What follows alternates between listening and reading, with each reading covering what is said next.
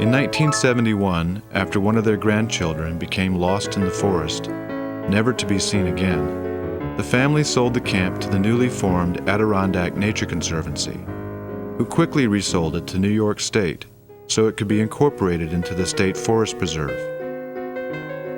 Because of lack of funding and legal questions about maintaining buildings on forever wild state land, little repair work was done for the next 20 years, and the abandoned buildings deteriorated steadily.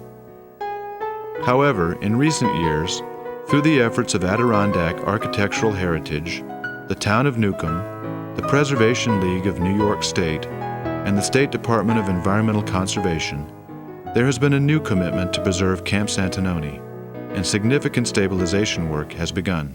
In 1991, when Adirondack Architectural Heritage was formed, we made it our first priority to develop support for preserving Camp Santanoni. And in fact, after a year of diligent work, succeeded in pulling together a coalition of the historic preservation community, the environmental community, local government, state legislature, chambers of commerce, and lots of interested citizens who all agreed that Santanoni was so special, it should be preserved, it should remain available as an important public resource, and that there were legal ways within the constraints of the Constitution to maintain the camp and have it be available for public viewing. Early discussions with the state indicated that they were going to let the building simply fall down.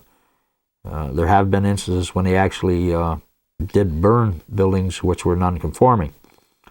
The original response was not accepted by Howard Kirschenbaum and myself.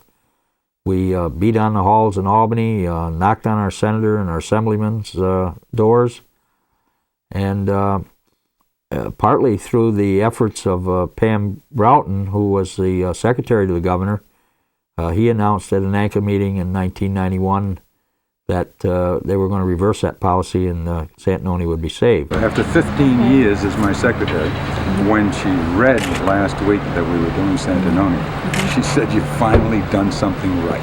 Good. The Broughtons. So I haven't seen it, but someday I will.